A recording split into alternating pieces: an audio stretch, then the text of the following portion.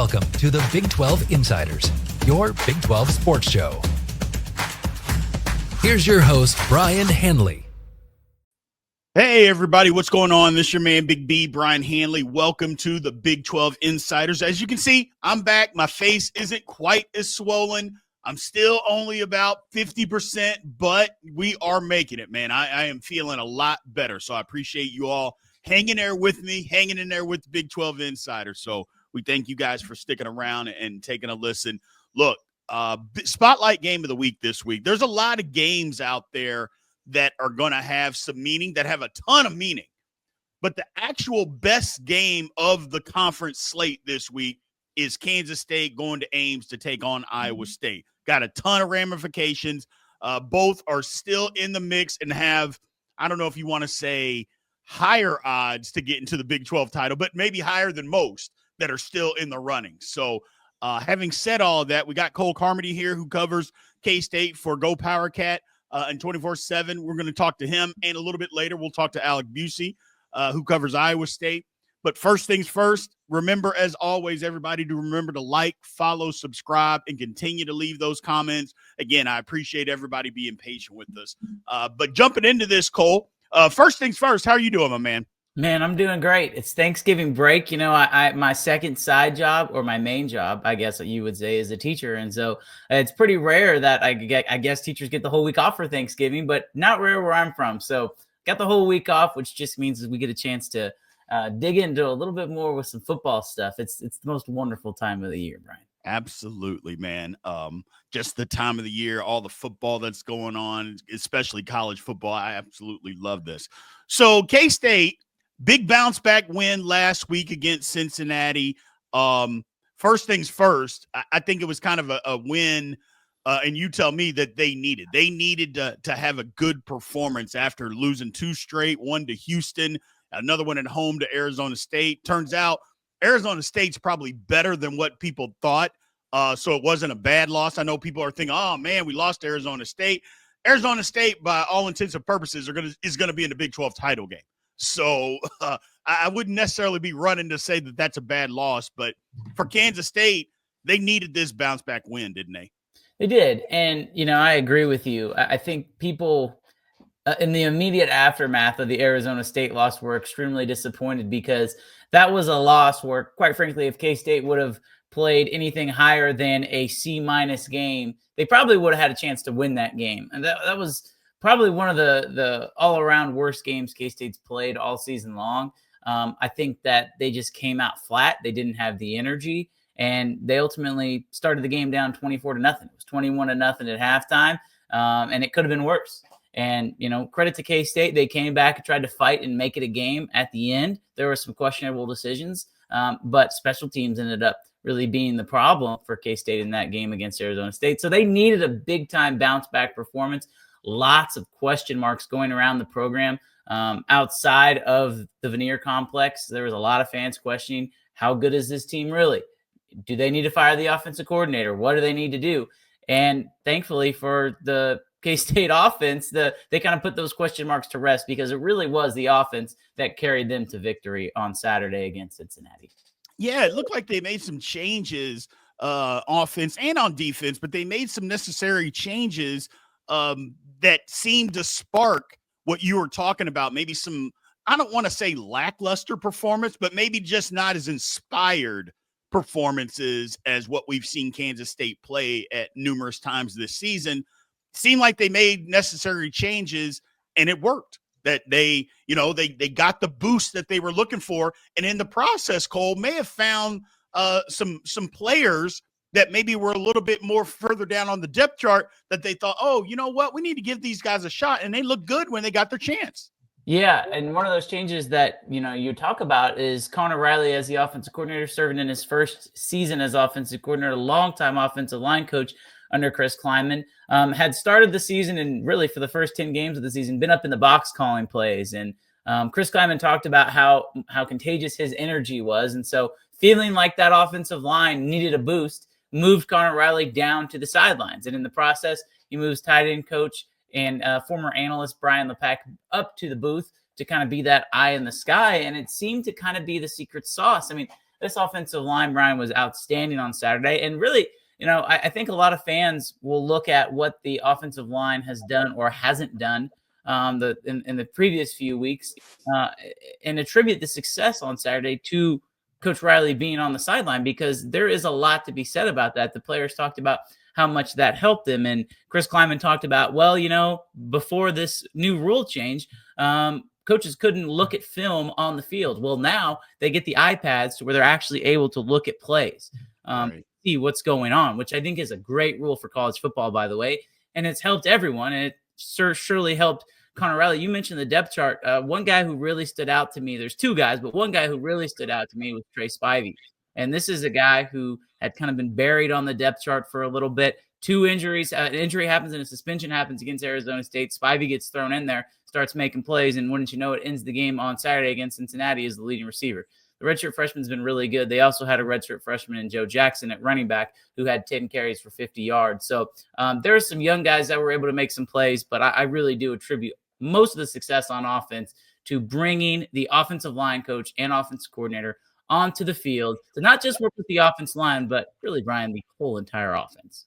Right. Yeah, it does make a difference. Some people are saying, well, it shouldn't make a difference and all that. Having your position coach on the field with you is always going to make a difference, man. It just does. Moving forward, look, how does Kansas State view this football game coming up? Like, are they taking this, Cole, as a, you know what, we're going to be a spoiler mentality?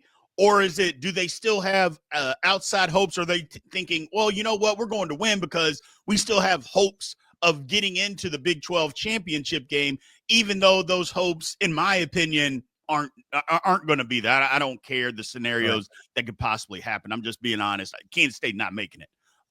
So what approach are they taking this week?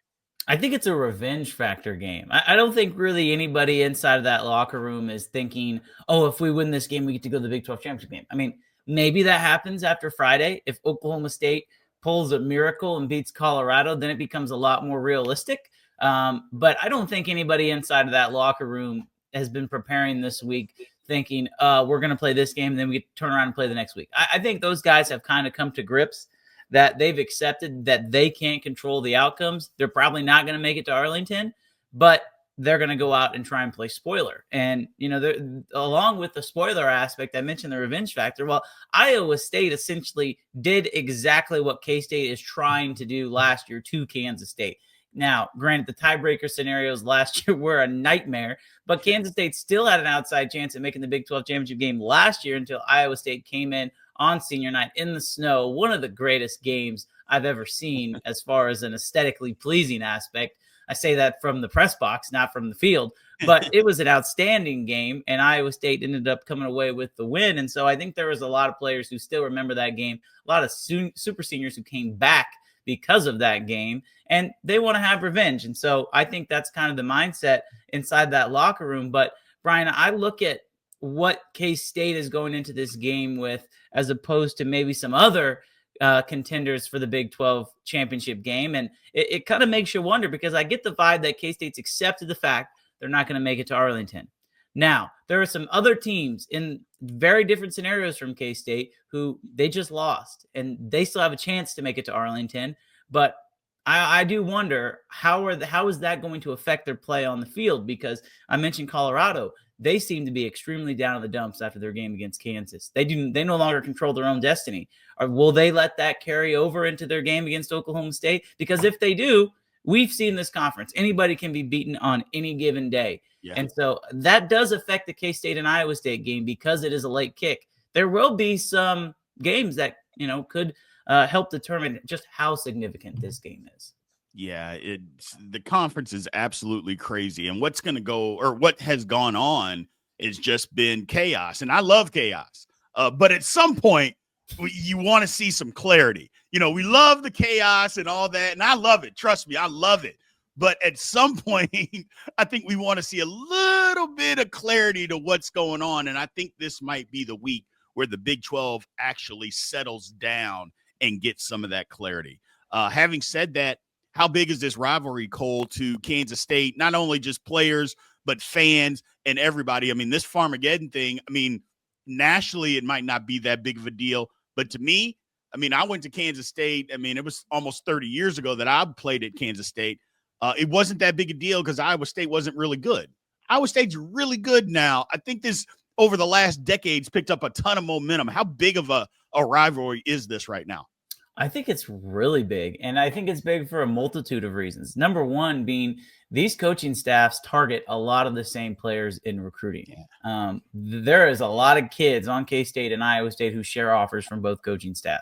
Now, granted, Nate Shieldhouse was a major reason because of that. The former Rutgers quarterback had a lot of ties in Kansas City. He's no longer there. He's in the NFL now. But still, I mean, they target a lot of Kansas City kids, which is where K-State likes to live as far as getting their talent goes. And so I think that's number one. That's big because this game is going to influence some kid's decision somewhere, some way. Some kid is going to watch this game and say, oh, Iowa State beat K-State, or, oh, K-State beat Iowa State. I want to go play for them. And so that's probably number one why I think this rivalry is big from an on the field standpoint.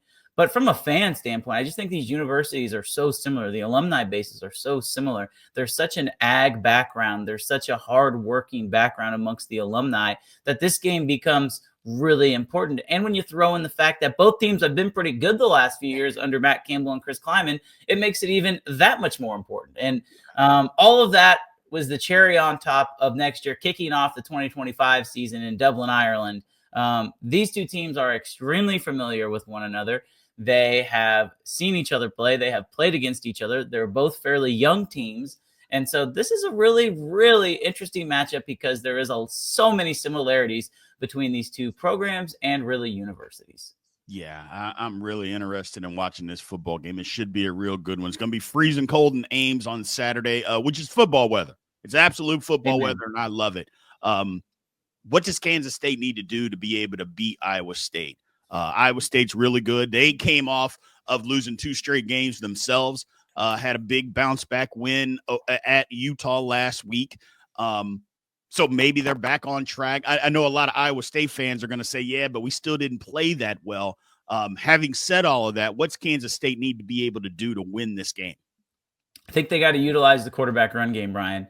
The Avery Johnson we saw on Saturday was a completely different Avery Johnson than we've seen the last few weeks. And Chris Kleiman even talked about it at his press conference. He's healthy now. He hadn't been healthy the last few weeks, and teams knew it, and they took advantage of it. And on top of that, I look at what happened last week with Iowa State, and they had some trouble stopping the quarterback run game. I mean, there was multiple times where Utah's quarterback would get out for big runs that would set up touchdowns. And so I think if K-State's able to utilize the quarterback run game, they've got a great chance to continue to be successful on offense.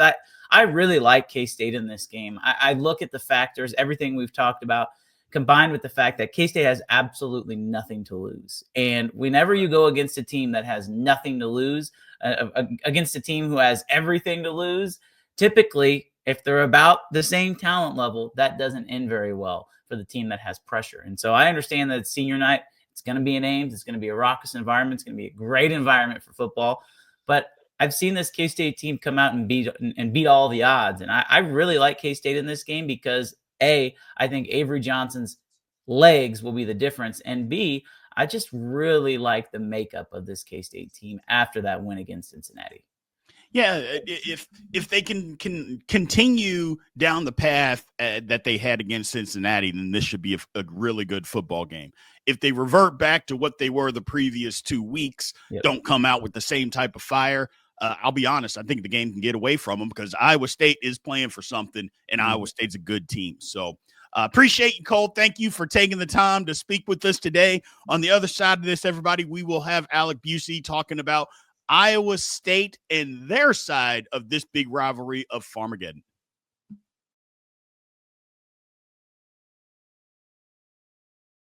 Welcome back to the show. Let's head back to the studio. Okay, everybody, welcome back to Big 12 Insiders. Got our man Alec Busse here discussing Iowa State, the Iowa State half of the Iowa State-Kansas State football game. First things first, Alec, how are you doing today, my man? Doing really well. Thanks for having me on. Excited to preview Farmageddon. Jokingly had players call it Snowmageddon last year. Let's call it Coldmageddon this year. Yes, it is going to be super cold last year. And let's just start there. Last year's game, ton of snow on the ground. Look, as a former player, look, there's two things. Cold, you don't like. Rain, you don't like. But when it's cold and it's snowing, I think that's worse. And that's what it was last year. Iowa State took full advantage. Didn't look like a lot of Kansas State players wanted to be out in that. Good for Iowa State. They did. They pounded just a ton of big plays. It was a weird football game with a lot of just big plays on the Iowa State side. They were able to win that football game. Anything that you think they're going to take from last year into this game, or is this just totally different deal? Yeah, I mean, it's not expected to be snowy or have any precipitation on Saturday in Ames unless something changes from now when we're recording in the forecast until kickoff. So I don't think you'll see a lot of that kind of stuff that may have led to some of K-State's tackling issues. However, we do kind of know that this K-State secondary has struggled tackling for much of the season. So I think we could see that pop up again against potentially the Big 12's best receiving core with Jaden Higgins and Jalen Knoll potentially both topping 1,000 receiving yards on the season. Knoll just needs 26 yards on Saturday to join Higgins in the 1,000-yard club. So I think that's one thing that you could potentially see carry over from a year ago. One thing that you won't see carry over is Iowa State's strong run game, or strong rush defense, I should say, from a season ago. That's basically been non-existent this year, and I think that's one of the true X factors on Saturday's game is how well are they able to stop the Avery Johnson, DJ Giddens duo. Yeah, it looked like K-State got back to running Avery Johnson. They talked about him being a little bit more healthy in that game against Cincinnati last week. They started off the game with him running the football. I think they're going to do a lot more of that because let's just be honest, he's not that progressed as a passer as of yet, and they got to be able to establish him running the football for the offense to be as effective as it possibly can be. And they got back to that last week. You know, Iowa State's just been banged up on defense, just so many injuries. It's just crazy. But they did a good job against Utah last week, at least against the run. But I don't think Utah has the same type of running attack matter of fact, I'm positive they don't have the same type of running attack that Kansas State has. What are going to be some of the things that they're going to try to do to try to slow that down? Yeah, I think that question is kind of the big question that Iowa State's defensive personnel and defensive staff have really kind of tried to ask themselves throughout the season is how can we improve in terms of rush defense? And K-State has one of the best rush offenses in the Big 12, and it's not just Johnson and Giddens. We know that Dylan Edwards, who's been banged up the last couple of weeks, believe that was against KU where he tweaked a muscle or something in his leg on a run to the outside. We know that this is opponent rushing offense, and I think one area where Iowa State has struggled this year is just being able to set the edge. And against K-State, like that's really concerning because so much of their runs do go to the outside. And I think part of the reason they've struggled to set the edge is their injuries at linebacker. And it also doesn't help them that much of their defensive personnel comes out of a three-man defensive line front. So that obviously limits you as well in terms of setting the edge too. Now it pays off positively in the pass defense, which is really good and valuable for Iowa State. They have one of the country's 5 to 10 best pass defenses in terms of efficiency rating in the entire country. So, it has its positives and its negatives, but they need guys like Tyler Onyeta and Joey Peterson to play well at the defensive end position. Dominique Orange at the nose tackle position has played really well for the Cyclones the last couple of weeks. Had a standout game against Cincinnati the last time Iowa State was in Jack Trice Stadium. And he did that after missing Iowa State's loss to Kansas. So, Dom Orange, Big Citrus, like he goes by, good nickname there, is one of the players on the defensive front that needs to play well, especially on those inside zone between the tackle carries. And then at linebacker, Iowa State expects to be without Kale Rosina, freshman, who's given them quality reps this season. But Will McLaughlin, who was one of those 3 starting linebackers in the preseason who didn't play much at all because of an injury during training camp, he made his return in the Cincinnati game. He's played each of the last 2 weeks, and he's been a welcome return for Matt Campbell's defense. So, you mentioned about Iowa State struggling against the run, but their pass defense is really good. It's the exact opposite at Kansas State. Their rush defense is very, very good, but the pass defense isn't great. They made some changes they're awful. It's just hadn't been good at all. Communications in the back at Kansas State as far as their defense, just not great. Having said all of that, they made some changes back there, but I got to expect Iowa State is going to try to exploit things in the passing game when they're on offense to try to take advantage of what Kansas State has struggled to do basically all season. Yeah, and I think one of the huge interesting factors for Saturday's game is really how well is Iowa State able to throw it given the conditions. Right. Right now, it doesn't look like it's supposed to be super windy at Jack Trice on Saturday. That certainly works in Iowa State's favor, but throwing a cold ball, catching a cold ball, Yeah. that's really challenging. It's something that the players and the coaching staff talked a little bit about preparing for on Saturday. It's something that they probably do all season, but I think it's just taken a greater emphasis this week, considering it's supposed to be below 25 degrees. It's going to be really cold.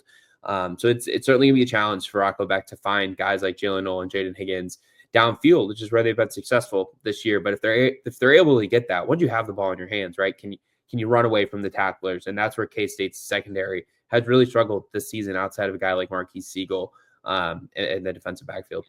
Yeah. So, you mentioned Farmageddon at the very beginning. It's a huge rivalry between the two teams. I don't know if it gets most of the national coverage that some other rivalries do, but I think it's a big-time game. I think it's a big-time rivalry. I really do. I think it's one of the more underrated rivalries in the country. Tell me what it means, to Iowa State fans, this rivalry with Kansas State. Yeah, I think a lot of Iowa State's hatred for K-State just kind of comes from Bill Snyder era K-State, and he won so many games at K-State. I mean, obviously a really accomplished coach, one of the best coaches in the sport's history, won so many close games against Iowa State. And I think one of the reasons why there's such dislike for Coach Snyder amongst Iowa State fans is well, why can K-State have that and we can't have that? Right. To a certain extent, right? They're very similar schools in every sense of the notion. And I think that's why there is such a rivalry, right?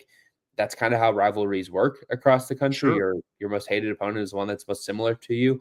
I think that's the case in this one. And K-State had so much success for so long under Coach Snyder that Iowa State was just struggling to tread water for so long during that same time period. And then Snyder won so many close games to them in his second tenure at Iowa State, or at K-State, excuse me. And now I feel like they've kind of found their coach for the last close to a decade now with Matt Campbell. I mean, he's won 44 of their 88 all-time Big 12 games after beating Utah on Saturday. Just highly accomplished with the Cyclones relative to the program's history. So all things considered there, I think that, everything has fed to this becoming a bigger rivalry contest. Yeah, I just think as, the conference, a couple teams left, a couple teams come in. I know for some reason the Big 12 doesn't have them playing every year. I think in a couple of years they stop playing, which I think is just 2027. insane. Yeah, I just don't understand that, but whatever.